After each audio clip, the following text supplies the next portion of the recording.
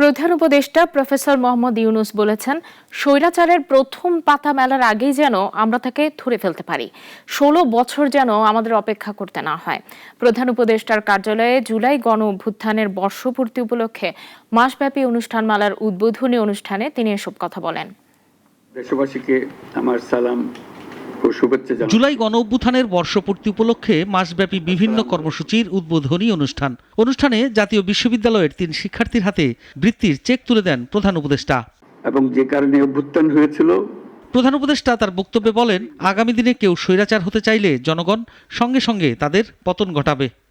আমরা প্রতি বছর এটা করব, যাতে কোনো স্বৈরাচারের কোনো চিহ্ন দেখা গেলে সেটা তাৎক্ষণিকভাবে আমরা বিনাশ করতে পারি। সেটার জন্য এটা অত্যন্ত গুরুত্বপূর্ণ। স্বৈরাচারের প্রথম পাতা মেলার আগেই যেন আমরা তাকে ধরে ফেলতে পারি। ১৬ বছর যেন আমাদের অপেক্ষা করতে না হয়। ডক্টর মোহাম্মদ ইউনূস আরও বলেন, জুলাই আগস্টের পুনরুত্থান কর্মসূচি সফল হোক। এই অনুষ্ঠানমালার মাধ্যমে আমাদের স্বপ্ন আবার নতুন করে জেগে উঠুক, আমাদের ঐক্য আবার সর্বমুখী হোক, অটুট হোক। ইতিহাস সাক্ষ্য দেয়, জনগণ যখন জেগে ওঠে তখন কোনো শক্তি তাকে রুখে দিতে পারে না।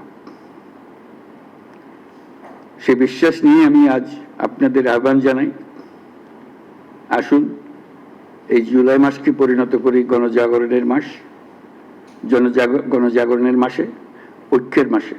অনুষ্ঠানে জুলাই গণ অভ্যুত্থানের বর্ষপূর্তি উপলক্ষে মাসব্যাপী সম্পূর্ণ অনুষ্ঠানমালার সূচি সম্বলিত কিউআর কোড উন্মোচন করা হয়েছে এবং 4 মিনিটের একটি জুলাই ট্রিবিউট ডকুমেন্টারি প্রদর্শিত হয়েছে। কর্মসূচির উদ্বোধন ঘোষণা করছি।